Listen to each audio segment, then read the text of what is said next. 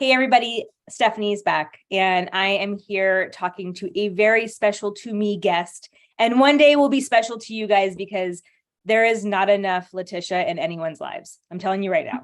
So here, to my side is Letitia Bates, and she is that PCOS coach. And she's actually my coach, and I found her. I'll explain how I found her later, but I really want people to hear from Letitia how you got into this. Like, tell us, why are you that PCOS coach? Yeah. Well, first of all, thank you for having me on. I'm so excited about this. So, how I got into became that PCOS coach is kind of a long story, but I'll do my best to give you the short-ish version. I've been in healthcare for about 15 years, so since I became an adult, and I have worked as a licensed nurse for over a decade. And at the age of 23, my PCOS story started. I was diagnosed with PCOS, and several years later, with so many other big events that have happened, my body just, for a lack of better words, completely shut down. I mean, everything that could go wrong did. And I was just miserable in my body, so much so that I didn't even want to get out of bed. I didn't want to get out of the house. Like, my husband would even have to come ask me, "Are you going to get out of the bed today?" And I just felt so sick. And whenever you're really sick, what do? You go to the doctor. And so I go to the doctor that actually diagnosed me with PCOS, the doctor that also helped me conceive my second son, the doctor that was a huge advocate for me.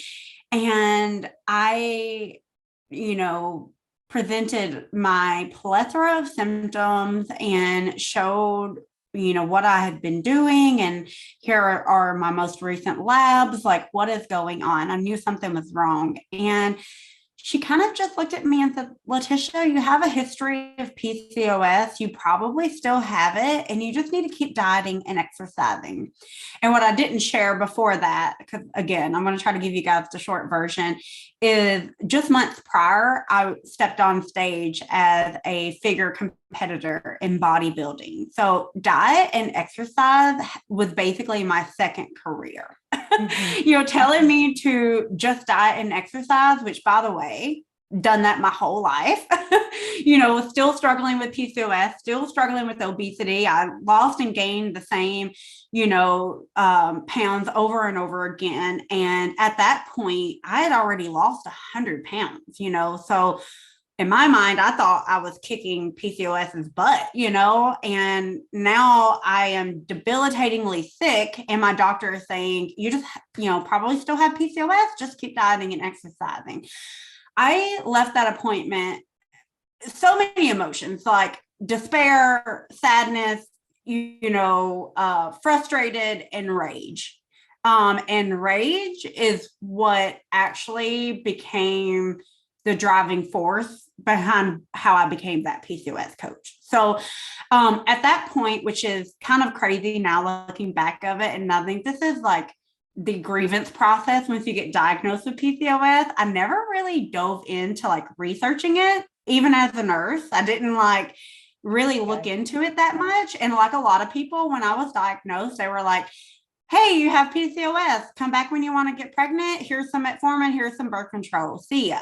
So I never really looked into it, but I did then with that rage and despair. I started researching PCOS, and I also started leaning a little bit into holistic health, functional health, integrative medicine.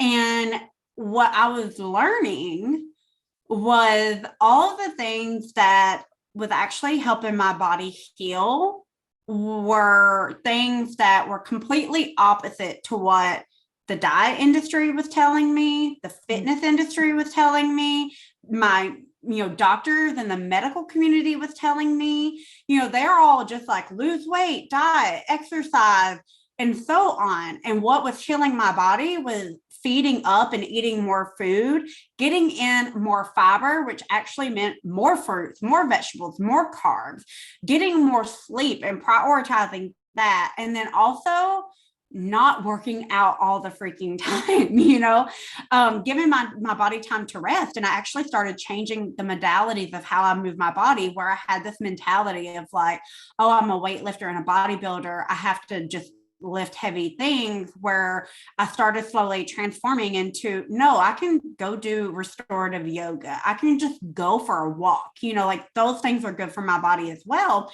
And as I kept learning all of this, I kind of got angry. I got angry at the fact that nobody was talking about how important it was to not stay in a caloric deficit and diet all the time, how important it was to get more rest, and, how there are also, other things that we can just do in our daily life that just kind of goes against the grain that can really support us with a chronic lifelong endocrine disorder such as PCOS. And so I had already wanted to get into personal training. I was getting education at NASM for personal fitness training, and started changing gears of like, okay, I don't want to like just be a personal trainer. Like I want to be an actual health coach and like really help people dive into their health concerns. And so I became a registered health coach. I left nursing behind completely.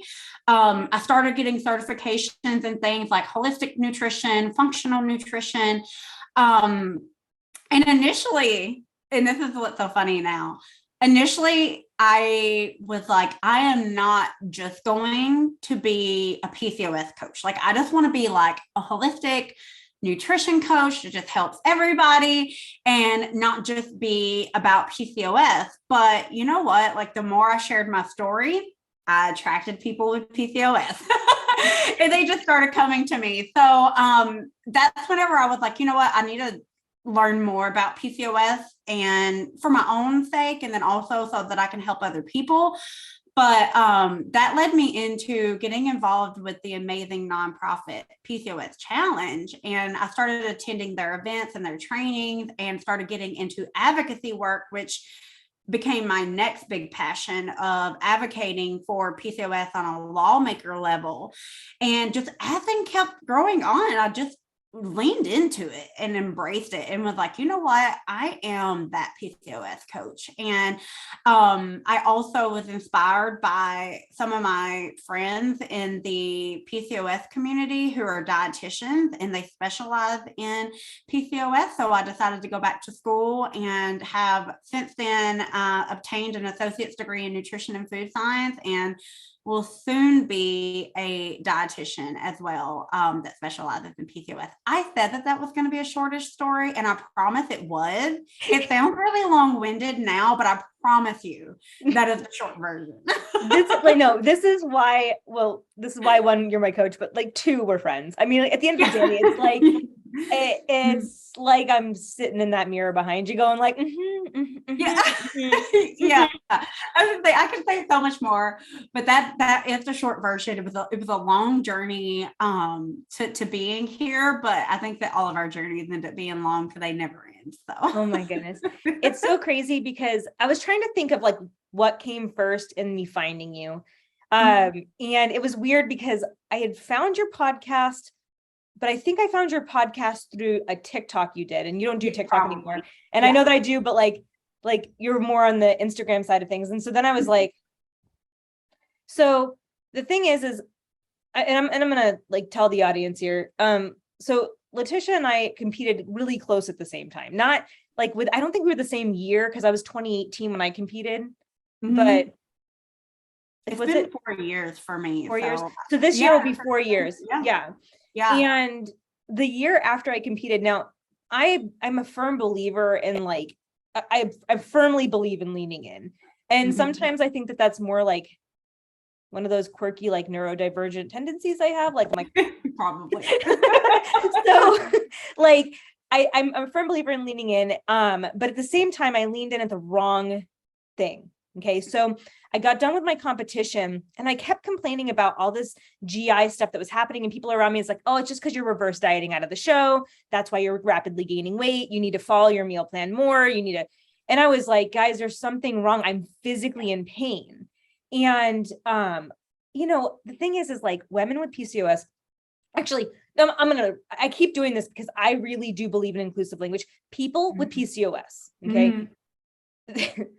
Two things Letitia says that I reiterate all the time is we are the hardest workers in the room. Okay. Like legit, we have been told from the moment of our diagnosis to diet and exercise. And we do it chronically. Exactly. And the thing is unfortunately that chronic deficit puts a lot of strain. And one of the bigger things that we kind of face as a PCOS diagnosis is like stress on our bodies reacts much differently than our peers. Yeah. And so I want to say I saw your TikTok and then I followed your podcast. And I was like, holy crud, this woman she's speaking my life. And so then I was like a little bit of a weirdo. I was like, Instagram messaging. I'm like, please answer me. And I like, at that point I was like unsure of my own boundaries because like my own therapies necessarily weren't putting those in place and that kind of stuff. And then she happened to post something at the end of last year about doing a Dutch test and a consultation and like, just, here's a free Dutch test, here's your consultation. And like, let's talk about this. And we had our first meeting and I was like, I have to work with her. I have to, because so I got my diagnosis at 18. And at 18, they told me, you know what, you're probably not going to be able to have kids very easily. Come back to us when you can. Just remember to keep dieting and exercising. And I was like, well, I'm a recovered bulimic. Okay. And I've been dieting and exercising long before I had a weight issue. And that probably caused a lot of that. And it caused a lot of other issues like issues with my teeth, issues with my GI, issues with my sleep patterns. Like all these other issues were because I was chronically dieting. Right. And I was like, oh my God, there's got to be more to this. And when they said that to me, I met my husband at 18. I married at 21. We didn't have our child until I was 25, so I was pregnant at 24. From 21 to 24, we were now as a grown woman, I'm okay with talking about this stuff, but we weren't actively not trying to have a kid. Right. Okay. And so there was an issue that wasn't being discussed with the fact that we weren't trying not to have a kid, but we weren't getting pregnant, you know? Yeah. And I had gone to a naturopath and the naturopath said to me like, hey, Steph, let's do a round of HCG to help you lose weight so that we can hopefully get you more fertile. Just so you know, you might get pregnant on HCG. And I was like, well, I haven't gotten pregnant this long and we've been together since we were 18. So like, good luck. And I did one round of HCG and lo and behold, yay, baby. Right. But then also like, holy crap, I'm freaking out. Right. And throughout both pregnancies, I'm very fortunate to be a woman with PCOS and have two amazing children and a spouse that supports me. But I struggled so much. And when I had my second child at, 28, I was still 28 and struggling. Right. So now one baby helped me get pregnant with the next baby because it reset my hormones. Yeah. It relaxed me. It helped me understand that my body could do it. And I got pregnant. And then I had my son and everything undid itself. He's 9 and I have not been sleeping well for at least 9 of those years.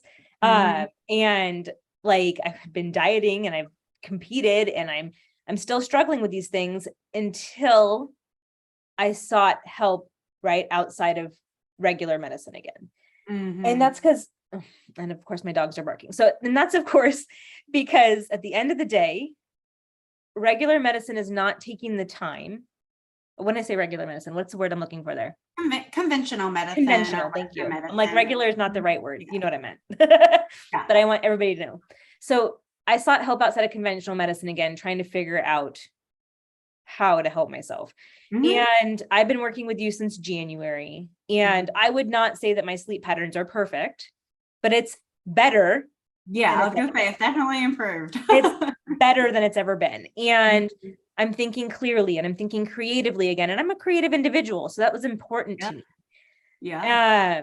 And there's other things that I definitely take a lot of value in when it comes to the program that I did with you.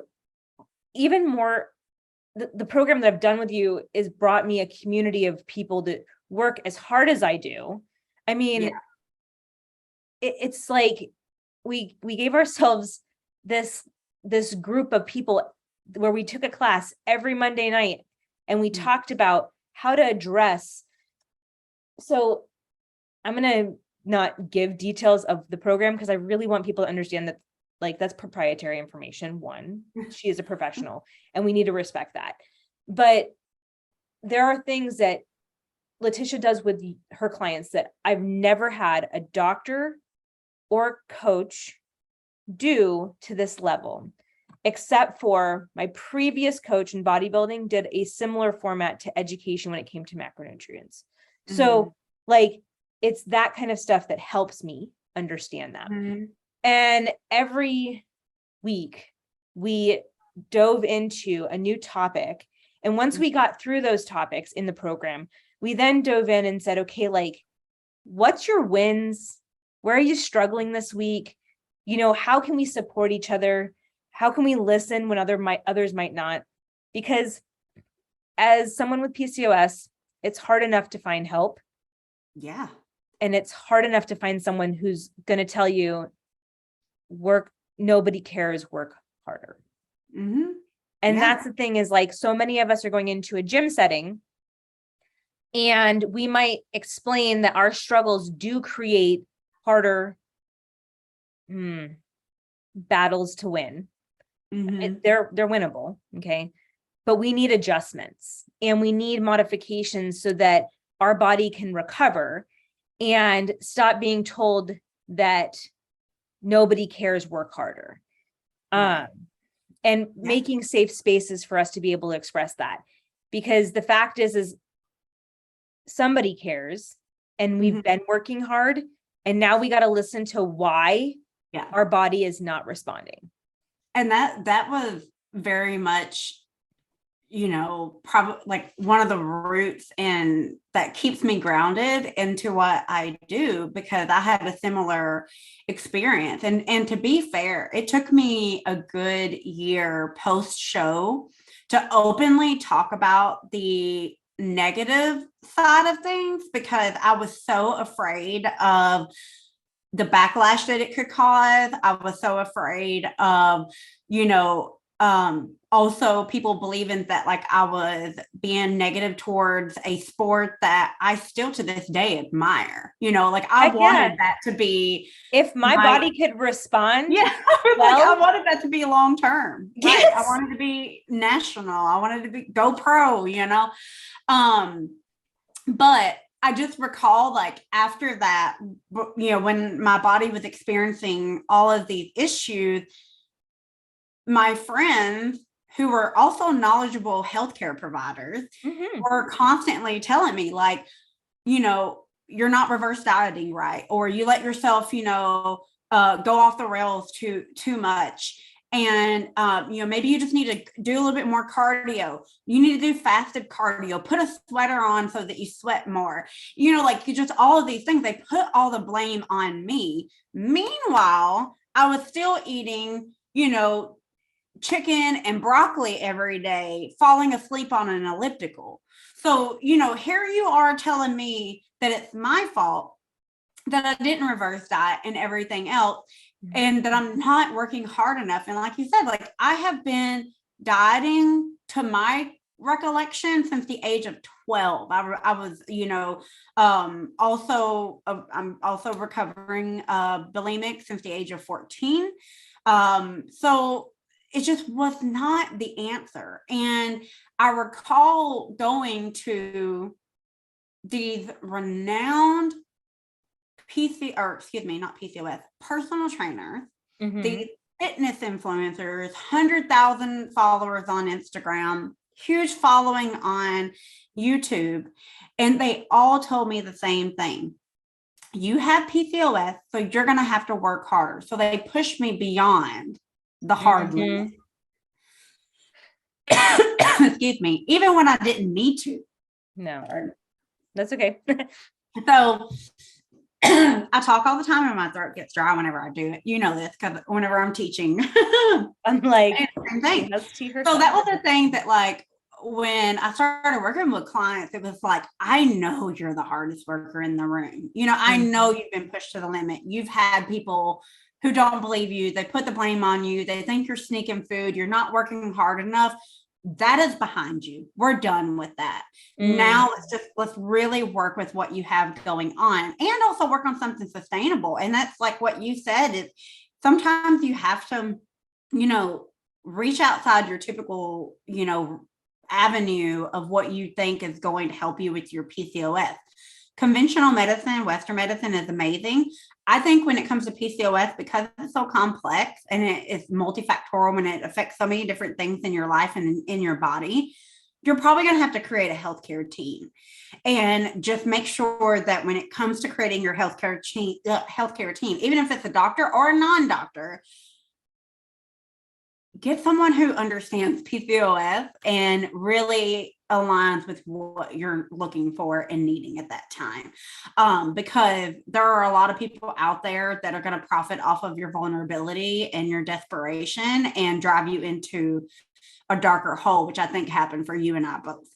Oh, absolutely. I mean, because after my show, I was like, everybody was asking me to train them so they could lose 100 pounds like I did without, you know, getting, I didn't have weight loss surgery. A lot of people thought I did. But without getting weight loss surgery, they wanted to lose it like I did. And for a year, I really tried to serve somebody else the way I was served. And I'm an early bird. Okay. So like one of the things that everybody laughs about is like Stephanie's up by 4:30, 5:15 if I'm sleeping in. Right. And I was sleeping through training sessions with that client. And that is unlike me.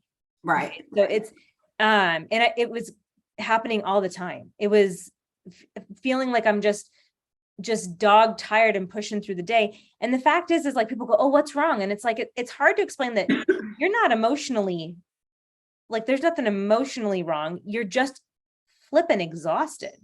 Yeah. And like, and it's not it's something that, and it's an exhaustion that it's almost, that's what's making you depressed, is that you're so tired, you can't function, and you're sad that like everybody else can function and not feel that way. Right. Yeah. So I think that was huge. And it took me, okay, so I competed September of 2018.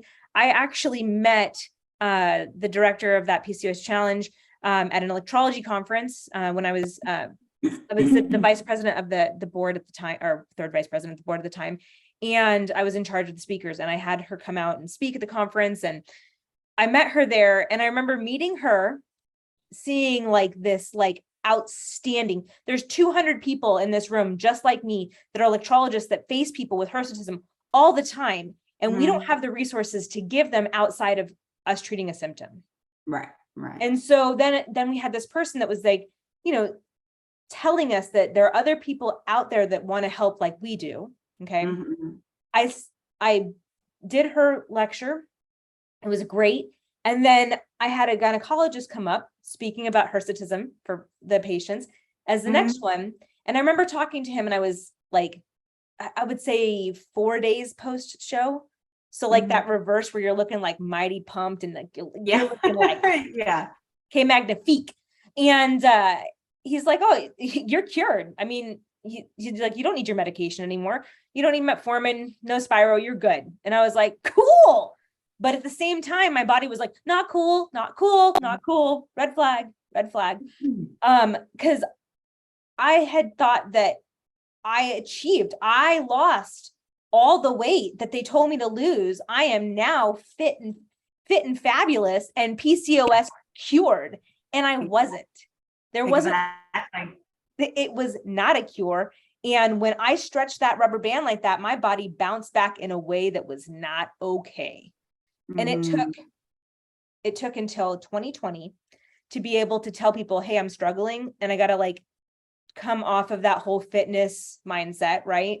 And it took until this year that I reset the page, and I won't delete my old videos of motivation and that kind of stuff on this page, because people need to understand that we're humans and we evolve as we learn. Mhm. And those are my history, right?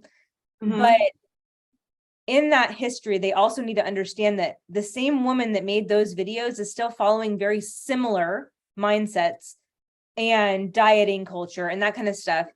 And she looks like this now. Mhm. And It's such a mind, fudge, if you will, because I recall people, and I do talk about this a lot. People are cheering you on as your body size is going down. Like I said, I lost 100 pounds. yeah. Getting closer to stage, the comments, oh, your hashtag body goals and you look so healthy and this. That was literally the unhealthiest my body ever was, even unhealthier than it was when I was, at my most obese stage in life. So it's really our society thinks that they want to put health and lean body and make them synonymous, and they're not. And health is also so much more than just how our body is, the way we eat. It's the way that we think. It's the way that, how we're connected to, whether it's our spirituality or what, like there's so much to health. And ironically, as my health was improving, my lab work was improving, my symptoms were reversing, like all of that, I was gaining weight in that process. Okay. And the cheering got quiet, mute. I mean, mute. And then, of course, there were definitely, the trolls of like, how can you be helping people with PCOS when you're not like skinny? Oh my God. And that's just such an ignorant, I just really can't say it any other way than that. It's just such an ignorant mentality to have. And, that's also like, that you don't even have to go to the extremes of what you and I went through. This happens every single day for people with PCOS that have been chronically dieting, yo-yo dieting, and so on. Like you can literally like drive yourself into worse health. And there is actually scientific evidence that supports that, of showing you like why the yo-yo dieting and the yo-yo weight cycling and the chronic dieting actually makes things worse for you in the long run. So this golden rule of losing weight with PCOS is such a dangerous rhetoric really to have. And I see it all the time, kind of like how people, asked you to help them lose the weight after they saw you do it. They did the same for me as well. I can't tell you how many times, being on social media, that I see someone with PCOS who loses weight, becomes a personal trainer, and now like that's the only way that they help other people is, oh, I can fix your PCOS, I'm going to get you to lose weight. And I'm like, yeah, but come back and see me in 5 years. Come back and see me in like 3 years, and we'll talk about it. But weight, you can literally improve your PCOS independent of weight.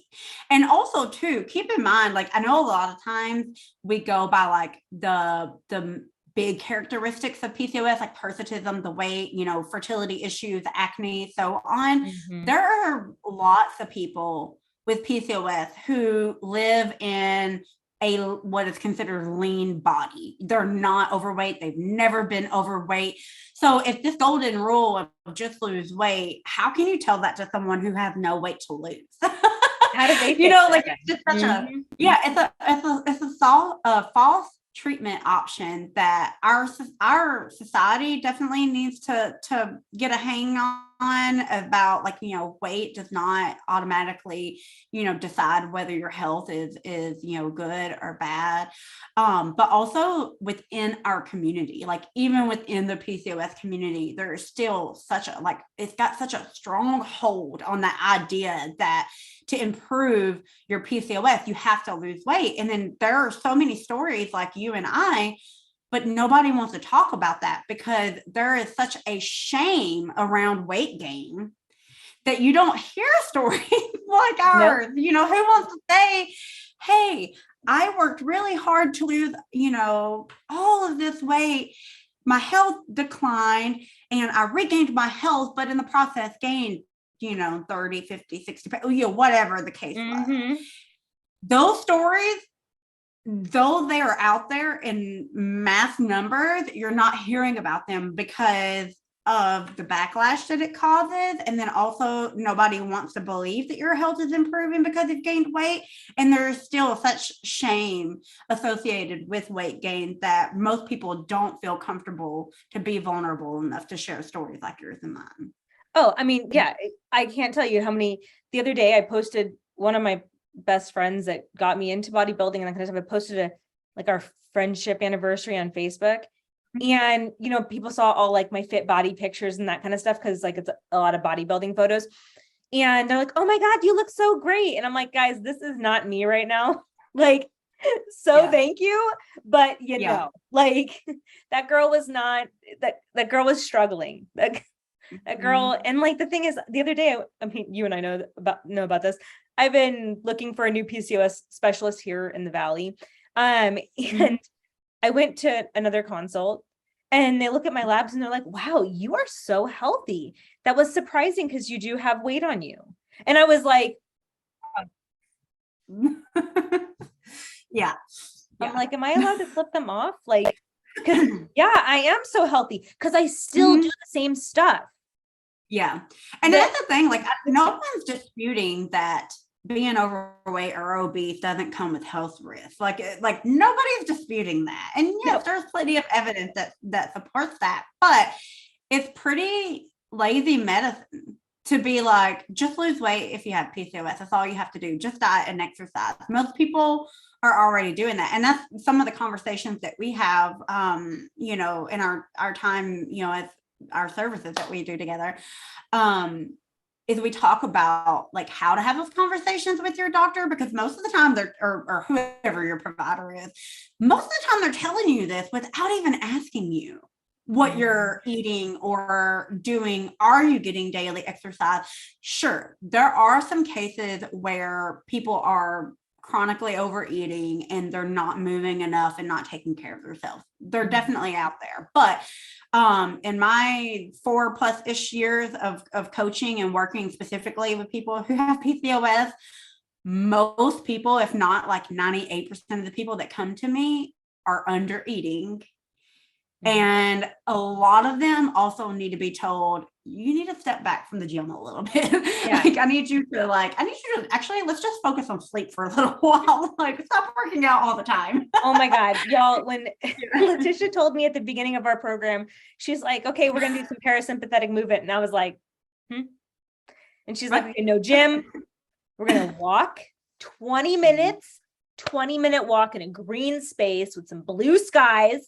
And we're going to meditate and we're going to stretch. And I was like, yo, girl, you thought I was crazy, didn't you? I did.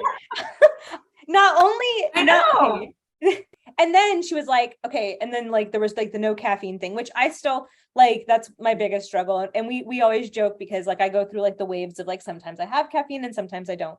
And like, the funny thing is like, I'm like, girl, I'm tired. And you're like, I know. We're going to rest you. And it's like, but I'm tired. And so I want the caffeine. Yeah, no. You're tired.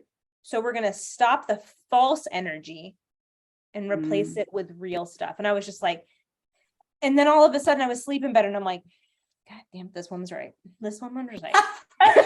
And just to be clear, I don't take everybody's caffeine away. No, she doesn't. But in some cases, because I know a lot of people are like, oh my gosh, I will not give up coffee. And I'm like, I don't know. Like, I used to feel that way too. But when you're really sick and desperate, sometimes you'll give up some things that you love.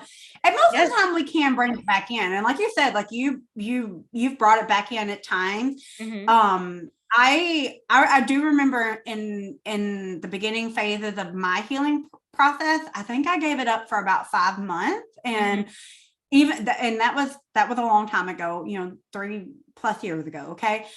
I still to this day, like I'm a 1 cup a day person, if I even have that, but I really prioritize, like you said, like rest and give your body time to recover. If you do go out and do a hard workout, which I know you do sometimes, I do as well, prioritize your recovery. And I think that like for us in our previous times, we didn't do that.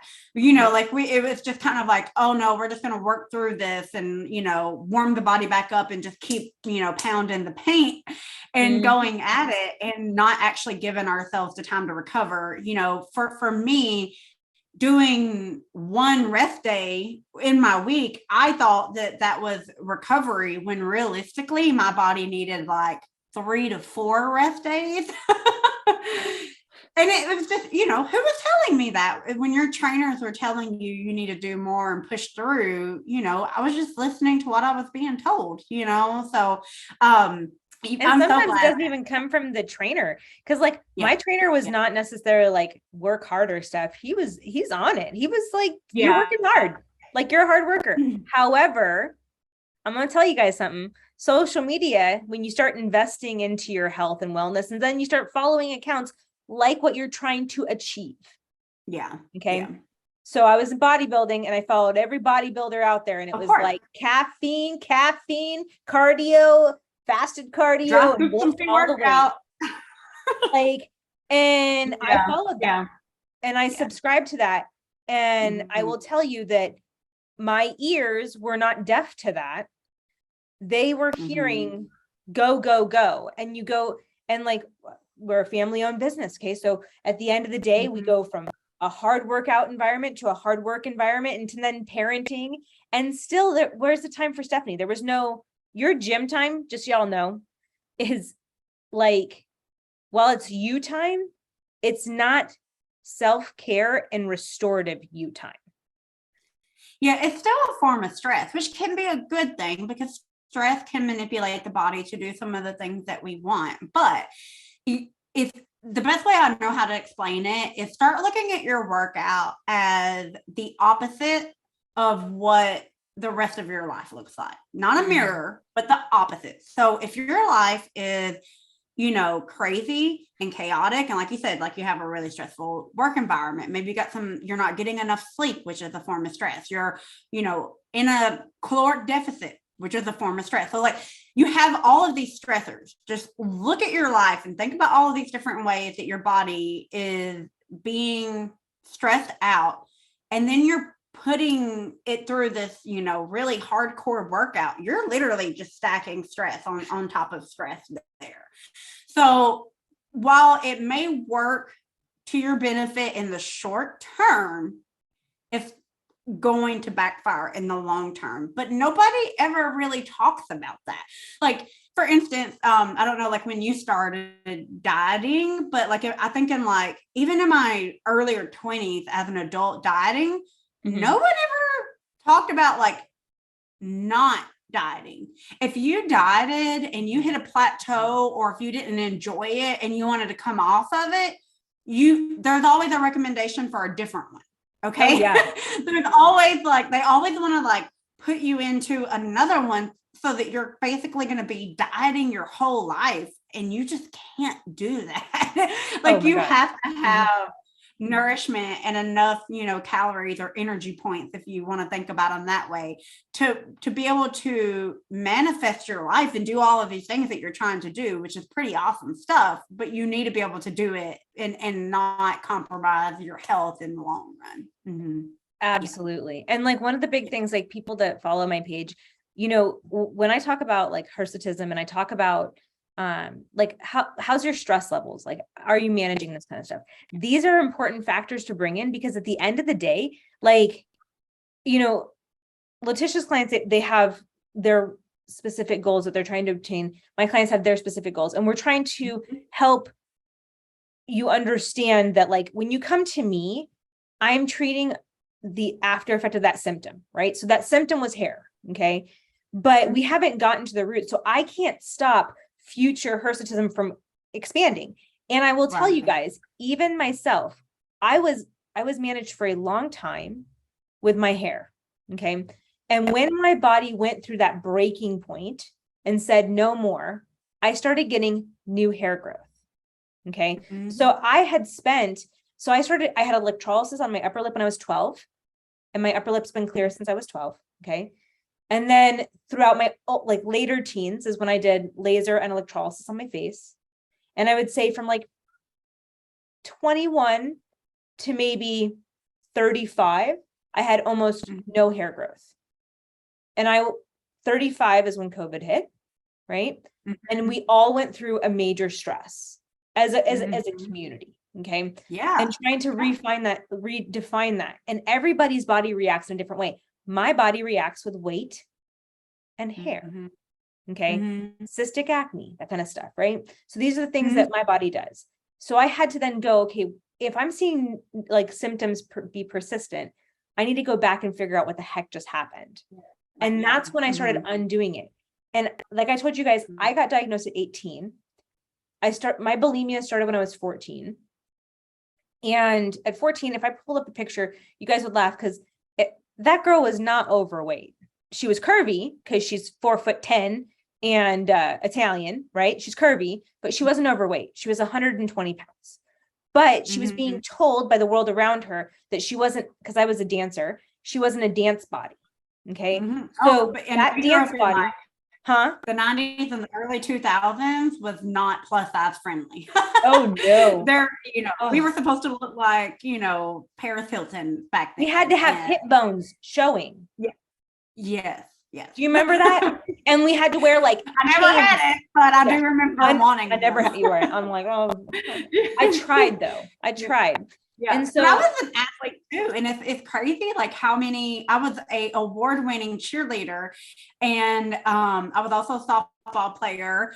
And it's just, which again, like you said, like you were a dancer. So, I never fit the what I was supposed to look like even then. And it's insane at how many people living with PCOS who were athletes when they were younger, but were still living in a larger body. And no one, not the adults in their lives, and this includes myself, not the adults in their lives or their healthcare professionals, looked around and said, wait a minute, this teen is not eating any differently than her peers or their peers, and is an athlete. So they're getting, consistent, regular, routine exercise, and they can't manage their weight. Something must be going on. Nobody ever did that. And if you were like me, they just blamed you, told you to diet and exercise. Like I was not eating, and I had a full-blown eating disorder by the age of 14. And then it was like, well, you must be sneaking, food in, or you're only eating junk and, stuff like that. So it's just interesting. And it still happens to this day. It's not just those of us that grew up in the 90s and the early 2000s. It's still happening to this day. And it's so frustrating, but that goes back to my whole people with PCOS are the hardest workers in the room. Absolutely. I this is a random tangent, but I really want to say this to everybody. So PCOS care can be expensive because you're looking for a team. Okay. And if you're here in the States and you have health insurance, it's not necessarily in your favor with your health insurance to always get the best deal on your health, but you're having to access more care. One thing I will say is that one, it's important to get the access, and it's important to find avenues where you have that access to your care, which is why I found it really important to do these videos, because like last week when I did my interview with Dr. Dalal, and then this week with you, the thing is, these are avenues of care that you can access, that if you are in like an island of no PCOS care, okay, and you're having a hard time finding access to it, whether it be hair removal or like nutrition or general care, there are people out there that have care platforms for you. And one of the cool things is like Letitia's program. I want to say this. Her programs are launching August 1st, like her new ones. And the access to care is affordable, which is like a first for a lot of people that will be watching this video, because that is very difficult. Access to care has been very expensive for a lot of people that I've talked to on my table. It's a privilege, and it shouldn't be. Exactly. It really is. And so what I want you guys to consider as you guys watch this and hear our conversation is I want you to understand that people like her exist to create accessible care for more people. Mhm. And so that's one huge thing. So when I say, please go and check her page, okay, go and see this. One, her and Shelby is, her handles what? PCOS PCOS support girl. Mhm. Okay. Yeah. Have PCOS this support. Google Drive. Oh my God. Yeah. If you all are nerds and like I know. science, oh my God, it's like this beautiful Google Drive that is free Yeah. for And it keeps you, growing. and it keeps growing for you to Yeah. geek out. And if you have somebody in your life that's like always giving you the negative, this is an entire place to give them evidence-based scientific research regarding PCOS. And it is broken up into concerns that you might be facing. Okay. Right. Yeah. That is huge. And so Yeah. even before you become her client, which I'm encouraging you all to do so, okay? Because Letitia kicks ass and kicks butt. I hope YouTube doesn't kick me out. She kicks butt. Okay. That's that. And people like you and Shelby and Ginny and Ashley, you guys are putting information out there all the time.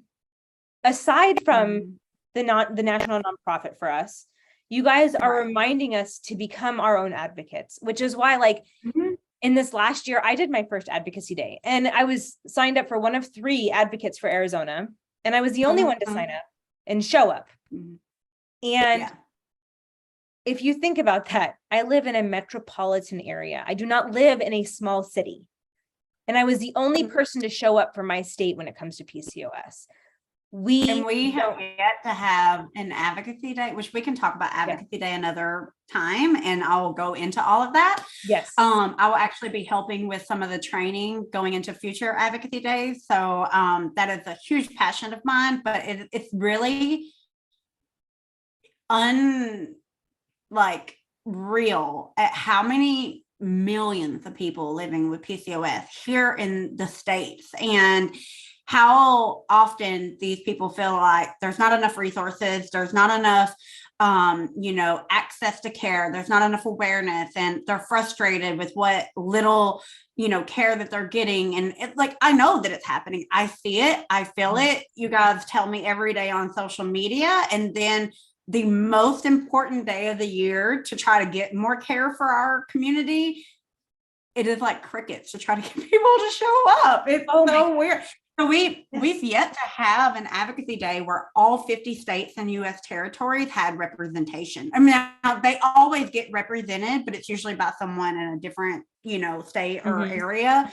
But it doesn't, and it's crazy that this past year, like you said, like there were more people for your state, but those people still didn't show up like for the day, which is interesting. So it's interesting because at the end of the day, I mean, like, how are we? PCOS is so incredibly common, and it's so crazy because I look at pictures of my family, and I can scan and be like, oh, yeah, gotcha. I'm not alone in my family with this diagnosis, and I'm not alone in my family with the struggle. And yet I know that the access to care for all of us in my own family has been, sorry, my cat is yelling at you. Oh, you're fine. Has been crickets. It's been a cat yelling.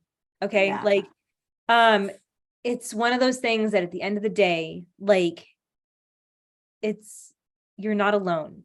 And as a mother with 2 kids of opposing genders, and understanding that my one child might face it for like its reproductive portion of it, and my other child might face it for its endocrine portion of it. We need to let the people know that, one, you're not alone. Okay, you're not alone. There is care around you. You just got to keep on this path, right? You got to keep talking about it, and you can't be quiet about it. And for a long time, because just the other day I was having a conversation with a family member of mine, and I said, something as I was wearing my chain, my PCOS chain. And the Mhm. family member was like, what is that? And I was like, it's for my disorder. And I've never been really quiet about it, but I've never really been loud about it either until everything went wrong. And then people were like, well, you probably should keep dieting. And I was like, yeah, no, super. Like we were talking about it and they're like, I didn't know you had a hard time getting pregnant. I didn't know you had a hard time with, with your sleeping. I didn't know you had a hard, like we were talking about all these different things. And I was like, I can't be quiet about it because it might be impacting somebody else that I love, you know? And Mhm. and I love myself too. So I want to be around for my kids. I want to be around for my spouse. I want to be able to experience life. And there are some things that PCOS impacts that are far greater than my body size. Right. And my body size is managed. My health is managed by Mhm. diet and exercise. So let's go and figure out what the heck is going on so we can manage the symptoms that Right. are happening.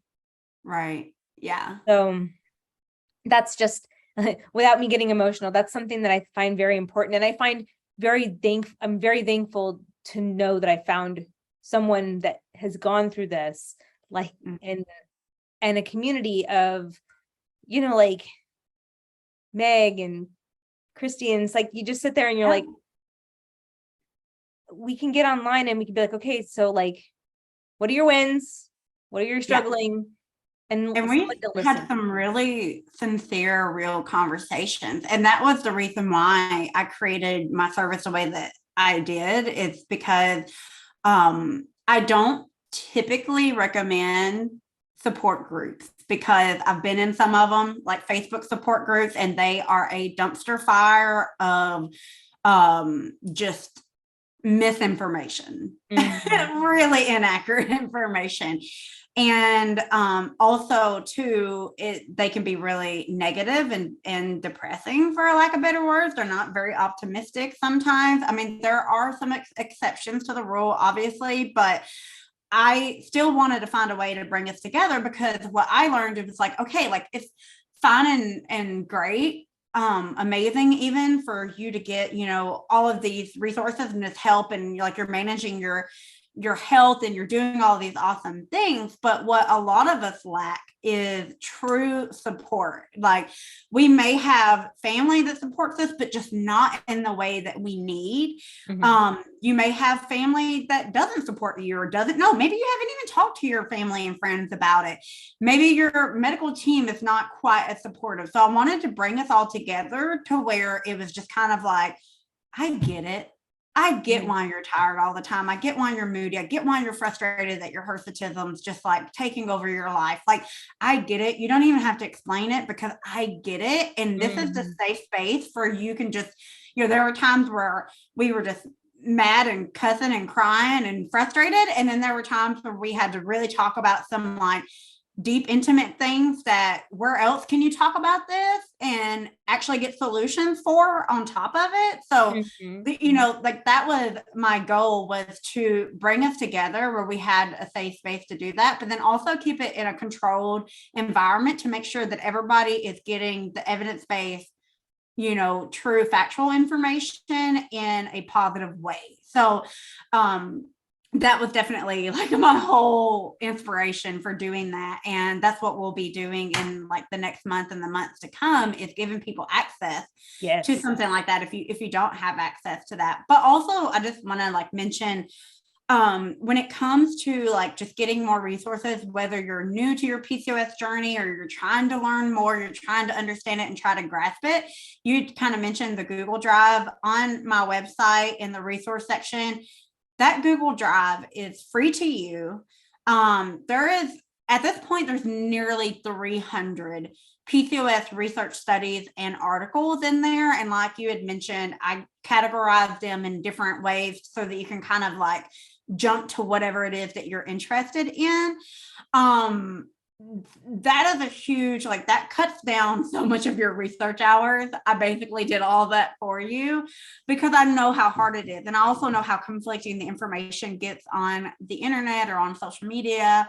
And that is a complete free tool. I'm also in the process of creating a provider list. So in that same area, like for instance, if you do find an amazing provider in the Valley and you're like, this provider is awesome and it comes to PCOS care, you can go in there and you can fill out a quick form, put all their information, and it's going to immediately translate that to a sheet.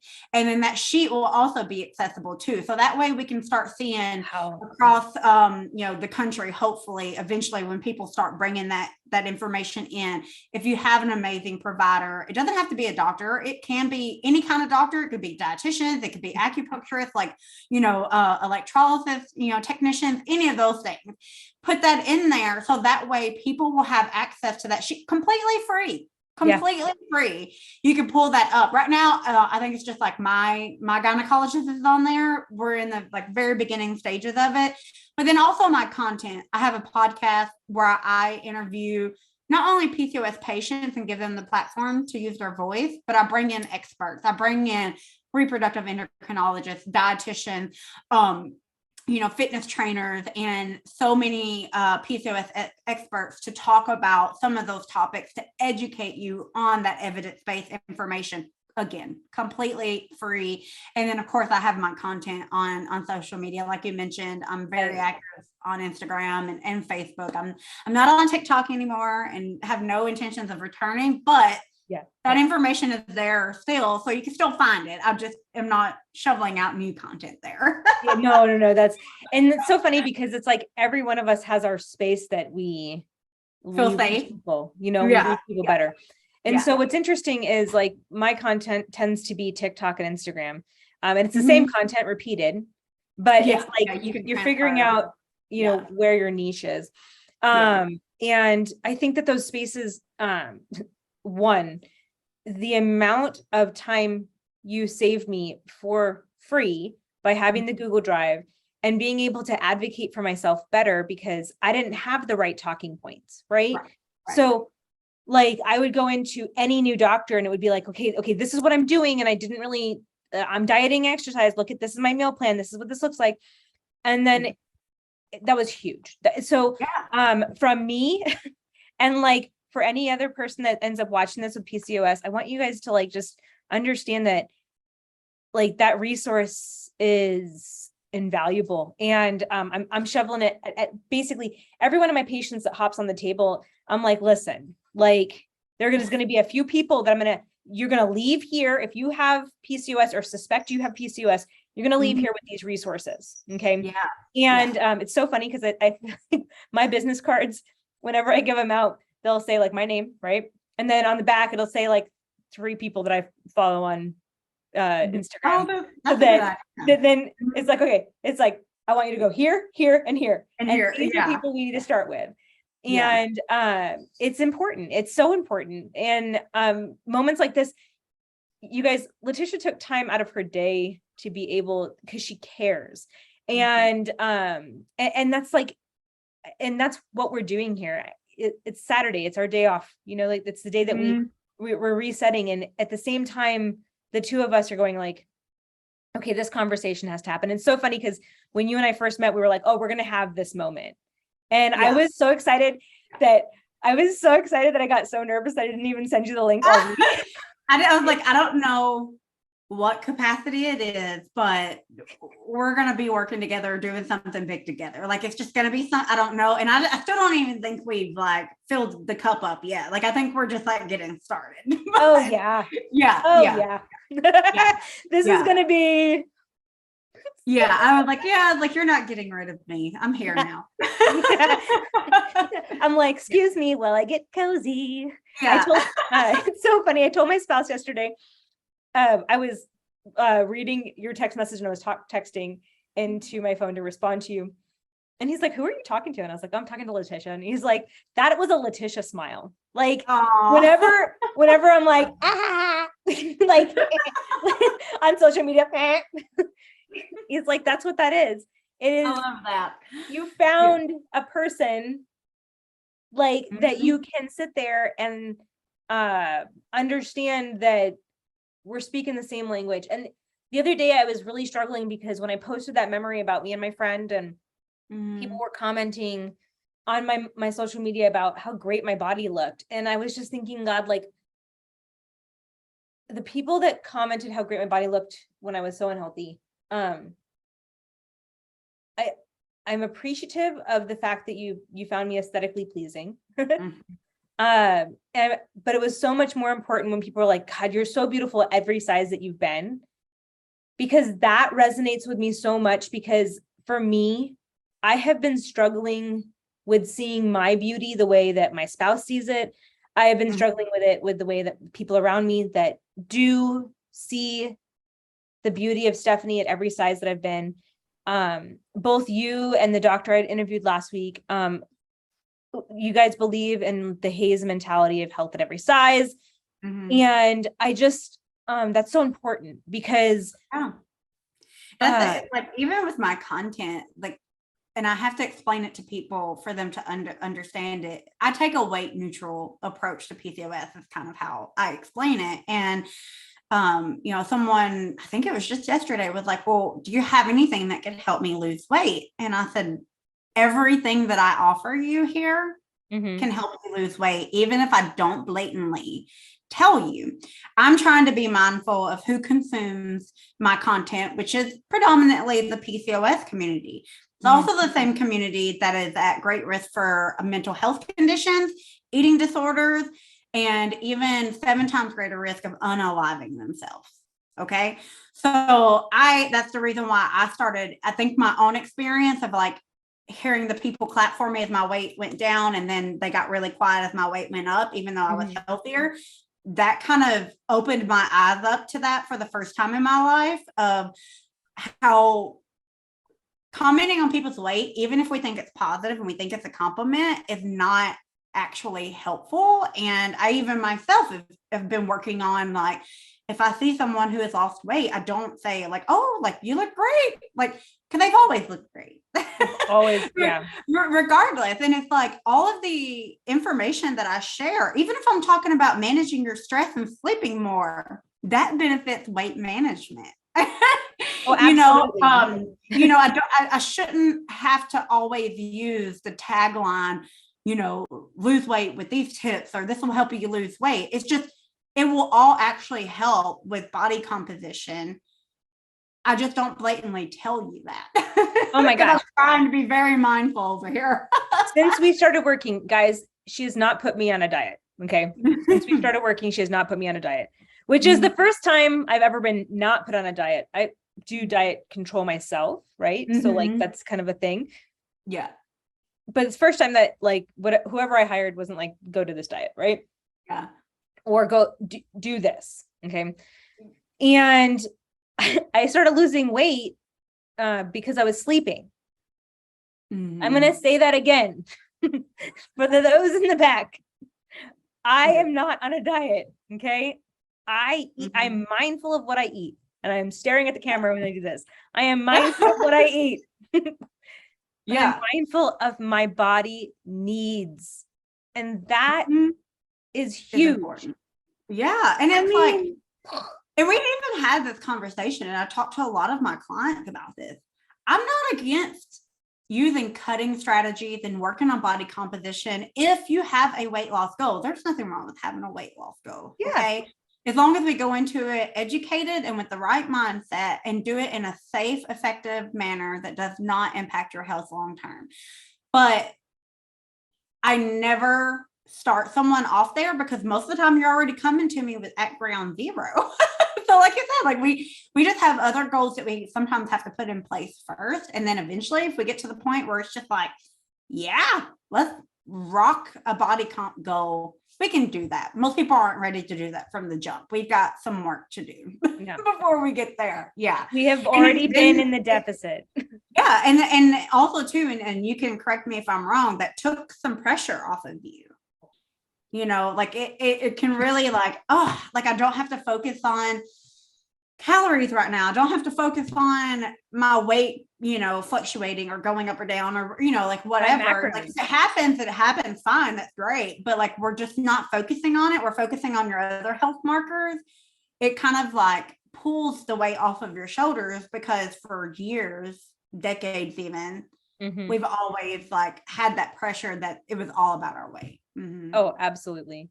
The minute you told me that we're not going to be doing it and we had to go a different direction to start with, because like, of course, you guys, I would love to be able to go about it and people not worry about my weight. Okay. Because y'all, I deal with anxiety and depression, and it sucks to hear it from so many people that have not found their own health and wellness through mental health and better. And also not walk in your shoes and know what you battle every day. Like your body is fighting so much harder than someone without PCOS, Yeah. And I shouldn't have to share my trauma to get somebody to understand that. And that's a big important part. But it is so it's so refreshing to know that I can continue to serve myself through restorative care, have body composition change, okay, and in that restorative care, work on my mental health, right? And set those boundaries so that when somebody comes back to me and asks me about my diet, right? I can be like, you know what? I'm actually taking really great care of myself with my health and wellness right now. And it's great. My labs look good and I have all the care that I need, but thank you so much for asking. Yeah. Yeah. And that is a full and complete thing I get to say. And it's truth in that statement. It's no longer being like, oh, when people go, oh, what are you doing for your diet? And it's like calories in, calories out. And it's no longer such a basic thing. It's like, I am taking care of Stephanie as a whole, because I am a whole person. I've started asking, like, are you asking me this for you or for me? Yes. Because it's just, it's like, why would you be asking that? Because I'm okay.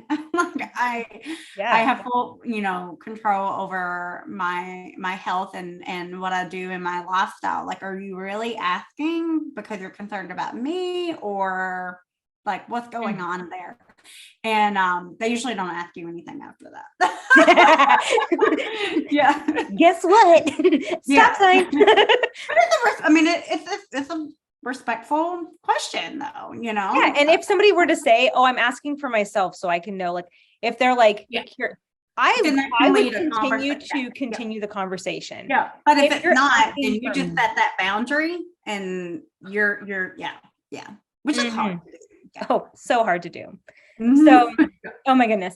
I don't want to take your entire day. And I know that there are going to be more of these in the future, because I just know that we have so much to like dive into. But I wanted to start so that people understood that, one, there are resources available to us that are safe spaces. Yeah. There are free resources. There are low cost resources. There are high cost resources if you really want to, there are things out there for you. Okay. Right. And there are people out there that care like the two of us do to make sure that you have access to that, which is why, like, I decided that I'm going to take this avenue to talk. So I wanted that, but I also want people to know about Letitia, because that PCOS coach, there's a reason why I am doing better. And that's because I have someone that's actually caring about the whole person in accessing my health and helping me learn about myself. And that's this woman. So, like in the comment section or whatever bio below, you guys are going to have some information on how to follow her. You're going to see her podcast. You're going to see those things. Because I want you guys to go on there, and like when you do go follow her, just tell her that Stephanie sent you, right? Yeah, drop in. Yeah. The Zap Master sent you. Okay. Yeah. She'll know. Yeah. And then like interact, go to her website. That Google Drive is, especially if you like to geek out, like Yeah, yeah. And it's also helpful too, like if you're thinking about like a supplement that I talked about and you don't know how to talk to your doctor about it, you can print off one of those studies, highlight, the things that you feel is pertinent for them to know. And then what a lot of people don't realize is studies, yeah, yes, anyone can go to PubMed or Google Scholar, but not all of the studies that you see are accessible for free.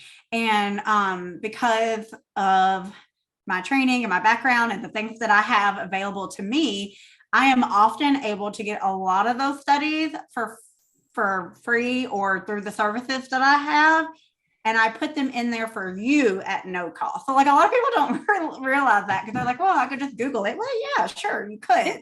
But some of those you're going to try to pull up and you're not going to be able to read them beyond the abstract and the conclusion. So, if you really want to see and get some good evidence-based information, that's a great free resource to start. And I'm always available for questions, or if anybody has any questions, even in your comments, and you want to let me know to answer, I'm more than happy to help in any way I can. You're amazing.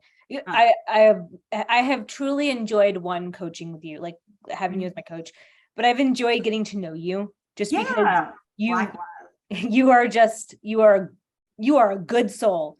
So thank you. I cannot wait for August 1st. I'm so excited for can we say what's yeah. It's okay. So out of the bag. The PCOS Coven.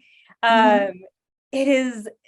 There are different tiers. I'm going to put a link to her most recent post in the bio part of this so that you guys can get to there and see like the accessibility levels and that kind of stuff. You're going to see me interacting in there just because I really love her care. And if anybody has questions about what they can do to step into their care, I will say that a lot of times when people come to me with hirsutism, it is far past the point where some of those supplements can help. But if I ever see it where it's still at that point, you're going to see me point you right in the direction of these studies and her care so that you guys can understand what that means. So that's huge. So I really just thank you for today. You're so welcome. And I'm also just super proud of you for starting this platform and giving people, the resources, and also giving other people space to use their voice too, because as you know, like we have to keep talking about it. We have to keep sharing the resources and the information and the awareness. So I'm just super proud of you. And thank you so much for having me on. Oh my God. Absolutely. All right, guys, check the information below and just everybody say thank you to her for taking her time today, because I'm happy to be here. We are happy. Come back anytime.